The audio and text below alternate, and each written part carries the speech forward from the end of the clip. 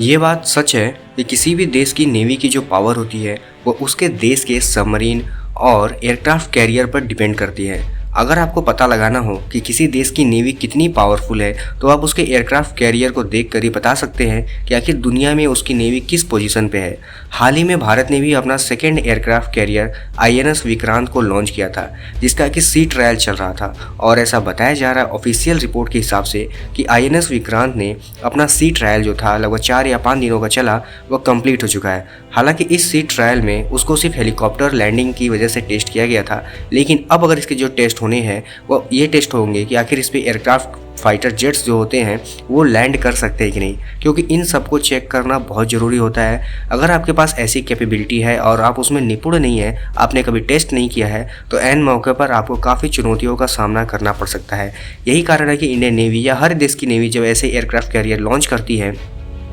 तो अलग अलग तरीक़ों से उसकी टेस्टिंग की जाती है और ये देखा जाता है कि आखिर इसमें कितना कमी है या किस हद तक ये सक्सेसफुल है हमारे मिशंस के लिए। अच्छी बात यह है कि भारत में पहली बार इस तरह के किसी भी एयरक्राफ्ट कैरियर को बनाया गया है, वरना ज़्यादातर भारत रसिया और UK जैसे देशों से एयरक्राफ्ट कैरियर लेने की बात करता था और लेता भी था, लेकिन भारत में यह पहली बार बन रहा। इसी के साथ भारत उन 7 देशों में शामिल हो गया है जिनके पास एयरक्राफ्ट कैरियर बनाने की खुद की अपनी टेक्नोलॉजी है और वो सक्षम है कि अपने लिए एयरक्राफ्ट कैरियर बना सकते हैं। इससे पहले इन 7 देशों की लिस्ट जो थी वो सिर्फ USA, UK, फ्रांस, रसिया, इटली और चाइना तक ही सीमित थी, लेकिन अब भारत भी उनमें शामिल हो गया है। इससे ये बात साफ है कि आने वाले दिनों में हमारी जो नेवी है वह चीन को बहुत बुरी तरह से टक्कर देने वाली है, क्योंकि भारतीय नेवी के हिसाब से अगर बात करें तो उनका मानना है कि भारत को एक तीसरे एयरक्राफ्ट कैरियर की ज़रूरत बहुत जल्द है, जिसके लिए प्रपोजल का काम चल भी रहा है। अगर ये एयरक्राफ्ट कैरियर यानी INS विक्रांत पर सब कुछ ठीक ठाक रहता है तो आपको तीसरा एयरक्राफ्ट कैरियर भी जल्दी मिलेगा, क्योंकि भारत के पास अभी सिर्फ एक एयरक्राफ्ट कैरियर था INS विक्रमादित्य जो कि ऑपरेशनल था। अब INS विक्रांत के आ जाने से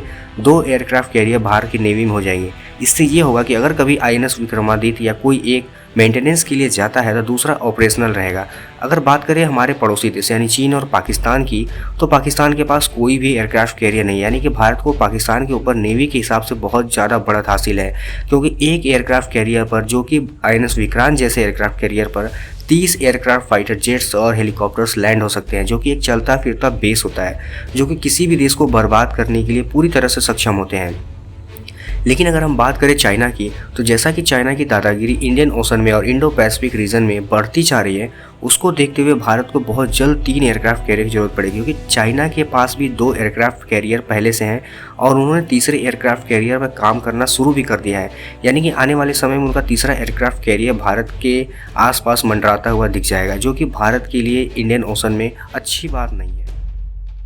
हालांकि एक रिपोर्ट ऐसी भी कहती हैं या कहावतें ऐसी हैं कि जो एयरक्राफ्ट कैरियर होते हैं वो कभी मरते नहीं, यानी कि जिनकी लाइफ होती है बहुत लंबे समय की होती है। यही कारण है कि इन पे लगाया गया पैसा कभी बर्बाद नहीं होता। अगर हम बात करें INS विक्रांत की, तो इस पर लगभग 23,000 करोड़ रुपए का खर्च आया है और ऐसा बताया जा रहा है कि ये इतना सक्षम है कि ये भारत की पूरी जो कोस्ट लाइन है यानी कि समुद्री सीमा जो है उसको 2 बार कवर कर सकता है बिना रिफ्यूलिंग के। यानी कि अगर एक बार इसको चलाया जाए तो 2 चक्कर मार सकता है पूरी कोस्ट लाइन का सिर्फ एक बार एक फ्यूलिंग की वजह से। यानी कि इसका जो कैपेबिलिटी है वो बहुत ज़्यादा है। आप इसे अंदाजा लगा सकते हैं कि अगर इसको बंगाल की खाड़ी से पाकिस्तान में जाके अटैक करना हो तो बिना रिफ्यूलिंग के ये एक बार में अटैक करके आसानी से आ सकता है। यानी कि ये बहुत अच्छी बात है। आप लंबे ऑपरेशंस के लिए इस तरह के एयरक्राफ्ट कैरियर की यूज़ कर सकते हैं। अगर हम बात करें हमारे दोनों देशों के पड़ोसी जो तुम्हारे दुश्मन के तौर पर उभर रहे हैं, तो इनमें भारत के पास अच्छी बात यह है कि पाकिस्तान अभी भी बिना एयरक्राफ्ट कैरियर के ही काम चला रहा है और चीन के पास बहुत ज़्यादा एयरक्राफ्ट कैरियर नहीं है। यानी कि अगर भारत के ये एयरक्राफ्ट कैरियर INS विक्रांत